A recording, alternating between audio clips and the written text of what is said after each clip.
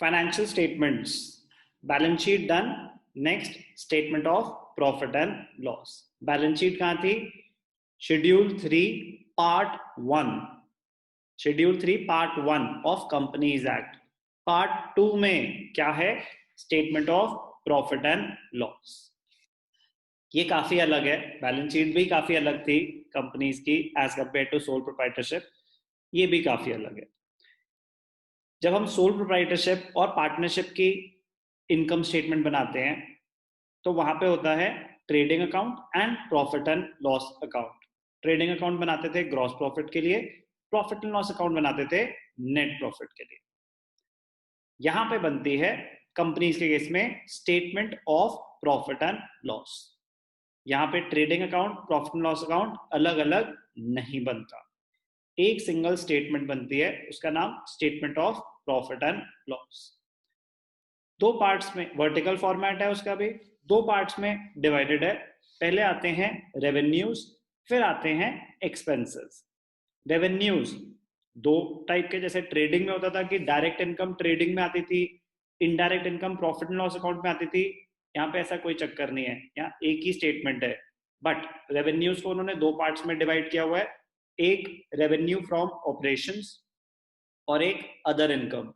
तो जो हम ट्रेडिंग अकाउंट में क्रेडिट करते थे direct income, sale of goods, sale of services, sale of scrap, वो सब है रेवेन्यू फ्रॉम ऑपरेशंस. बाकी सारी इनडायरेक्ट इनकम क्या होती है? Other income. बट यहाँ कोई सेपरेट सेग्रीगेशन नहीं है, trading account, profit loss account single statement. Revenue और एक्सपेंसेस में डिवाइडेड है. ऑर्डर स्पेसिफिक होना चाहिए, जिस ऑर्डर में उन्होंने स्टेटमेंट ऑफ प्रॉफिट लॉस दे रखे उसी ऑर्डर में आपको बनाना पड़ेगा, ऑप्शन नहीं. तो format of statement of profit and loss, format of statement of profit loss कहां प्रिस्क्राइब्ड है? Part 2 of schedule 3, part 2 of schedule 3 of companies act 2013. तो कंपेरेटिव बोलते हैं इसको, जब 2 साल का डेटा एक साथ दिखा रहे होते हैं. तो balance sheet as at statement of profit and loss for the year ended, current year figures, previous year figures. ये कंपनीज एक्ट की रिक्वायरमेंट है कि जब भी फाइनेंशियल स्टेटमेंट्स डिस्क्लोज होंगे तो ऐसे कंपेरेटिव फॉर्मेट में डिस्क्लोज होंगी, ताकि यूजर्स के लिए वो ज्यादा मीनिंगफुल हो कि क्या ग्रोथ रहा है कंपनी का. ध्यान से देखना. सबसे पहले आता है रेवेन्यू, सबसे पहले आता है टोटल रेवेन्यू. टोटल रेवेन्यू दो पार्ट्स में डिवाइडेड है, एक रेवेन्यू फ्रॉम ऑपरेशंस और एक other income. Revenue from operations आपकी डायरेक्ट इनकम होती है. क्या होती है? डायरेक्ट इनकम, जो हम ट्रेडिंग अकाउंट में दिखाते थे क्रेडिट साइड पे. तो यहाँ पे क्या आता है? Sale of goods, sale of services and sale of scrap. जिस चीज में आप डील करते हैं उससे रिलेटेड जो भी इनकम जनरेट हुई है वो रेवेन्यू फ्रॉम ऑपरेशंस मानी जाती है. अदर इनकम आपकी इनडायरेक्ट इनकम होती है. क्या होती है ये? Indirect income. Indirect income rent received, interest received, dividend received, वो सब आपकी अदर इनकम, इनडायरेक्ट इनकम, जो प्रॉफिट एंड लॉस अकाउंट में क्रेडिट करते थे. यहाँ पे तो सिंगल स्टेटमेंट बन रही है वर्टिकल फॉर्मेट में.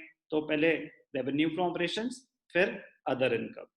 इनके अगर कुछ आइटम्स हैं तो वो यहाँ पे नोट नंबर दे देंगे. अदर इनकम नोट नंबर 1, उसमें आ रहा है rent received, profit on sale of fixed assets, dividend received, कोई भी इनकम है. रेवेन्यू फ्रॉम ऑपरेशंस डायरेक्टली है तो डायरेक्टली कोई नोट बनाने की जरूरत नहीं है. बट अगर उसमें है sale of good, sale of services, scrap sales, items हैं, तो यहाँ पे कोई आइटम्स नहीं आएंगे, यहाँ पे सिर्फ और सिर्फ इनके हेड्स आएंगे. ध्यान से देखना. तो रेवेन्यू के दो ही सब हेड्स हो सकते हैं, एक रेवेन्यू फ्रॉम ऑपरेशंस और एक अदर इनकम. एक्सपेंसेस, ध्यान से देखना, ये मेजर जो दिमाग रखना है वो यहीं पे ही है. एक्सपेंसेस जब हम सोल प्रोप्राइटरशिप का करते थे तो ट्रेडिंग अकाउंट अलग होता था, प्रॉफिट एंड लॉस अकाउंट अलग होता था. ट्रेडिंग में आते थे direct expenses, profit and loss account में आते थे इनडायरेक्ट एक्सपेंसेस. यहाँ पे सारे एक्सपेंसेस एक साथ आते हैं, बट आपको सेग्रीगेट करना आना चाहिए कि कौन सा डायरेक्ट है कौन सा इनडायरेक्ट है। वो सेग्रीगेट कर पाओगे तो आगे रेशियोज में भी हेल्प होगा, कैश फ्लो स्टेटमेंट में भी हेल्प होगा, तो एनालिसिस करने में काफी हेल्प होगी अगर आप इसको सेग्रीगेट कर पाए कि इनका मीनिंग क्या है। कॉस्ट ऑफ मटेरियल्स कंज्यूम्ड, आप कुछ मैन्युफैक्चरिंग कर रहे थे, उसमें कुछ मटेरियल्स यूज हुए, तो मटेरियल्स कंज्यूम्ड का formula not for profit organisation में भी सुना हुआ है, opening stock of materials plus purchases of materials minus closing stock. Opening plus purchases minus closing क्या आता है, मटेरियल्स कंज्यूम। कौन से मटेरियल्स, जो प्रोडक्शन में आपके लिए रॉ मटेरियल में यूज हुए होंगे एज अ रॉ मटेरियल। तो ये क्या है, ये आपके लिए एक डायरेक्ट एक्सपेंस होता है। ये सिर्फ आपके अंडरस्टैंडिंग के लिए सेग्रीगेशन कर रहा हूँ, डायरेक्ट और इनडायरेक्ट। सबसे पहले आता है cost of material consume, purchases of stock and trade. Material तो रॉ मटेरियल हो गया, कभी कभी हम ट्रेडर है ना, तो बना बनाया सामान खरीद रहे हैं, तो ये आपकी नेट परचेजेस हैं, direct expenses. Purchases of stock and trade, net purchases जिसे हम बोलते हैं। ये अच्छा पॉइंट है। Change in inventory, change in inventory किसकी, of finished goods, work in progress and stock and trade, ये एक ही आइटम है। चेंज इन इन्वेंट्री किस किस की चेंज इन इन्वेंट्री करें, या तो फिनिश्ड गुड्स की हो सकती है, या semi finished goods work in progress की हो सकती है, या स्टॉक एंड ट्रेड। ध्यान से देखना, इंटरेस्टिंग पॉइंट।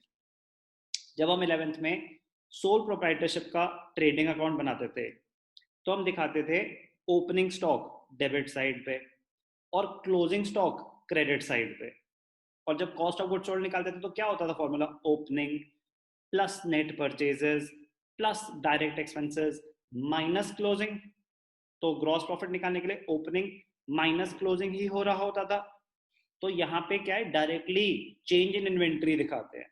तो चेंज इन इन्वेंट्री क्या होता है, opening stock,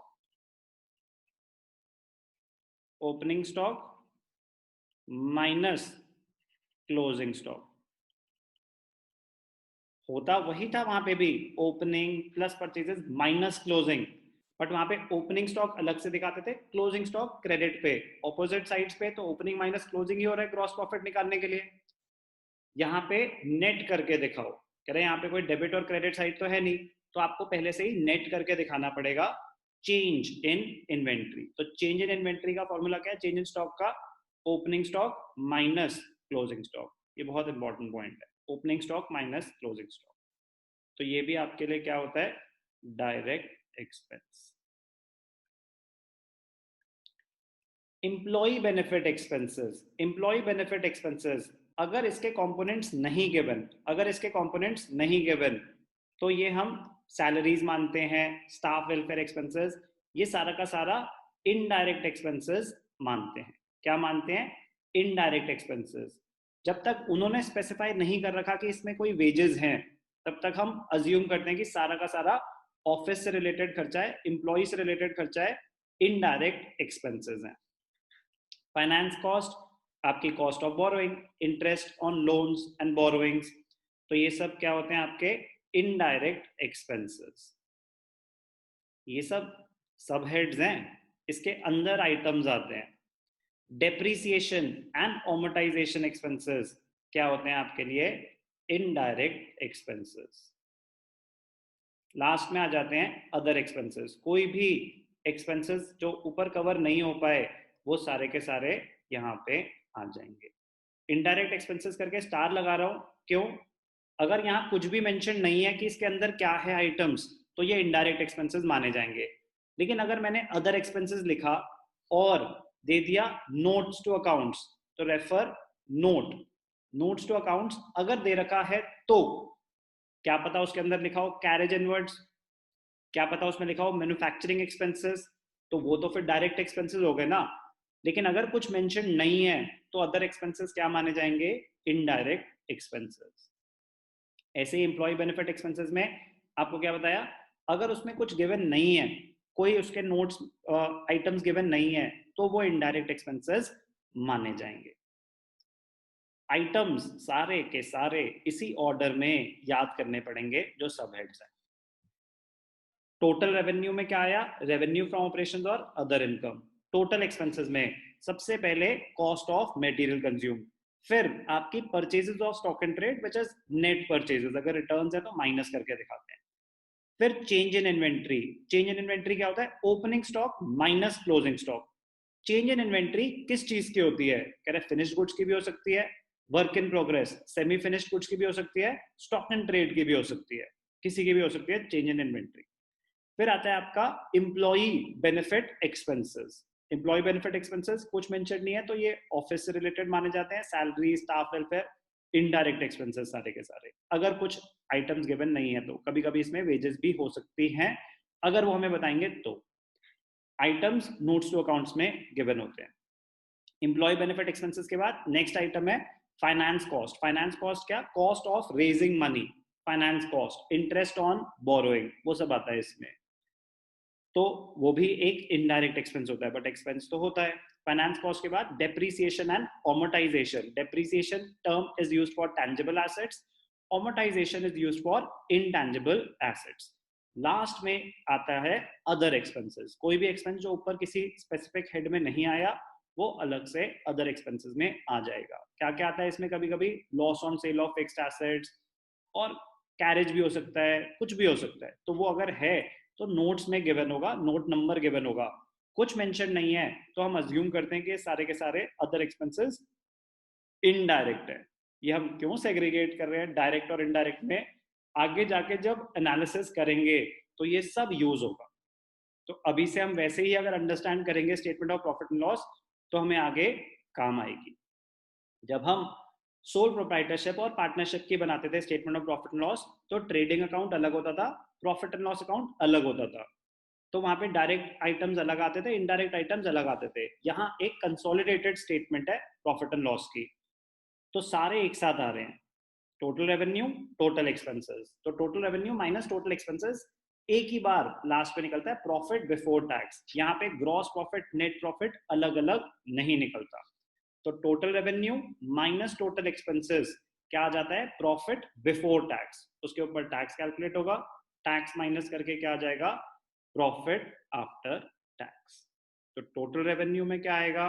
revenue from operations और अदर इनकम। टोटल एक्सपेंसेस में क्या आएगा? वो सारे आइटम्स आपको ऑर्डर में याद होने चाहिए।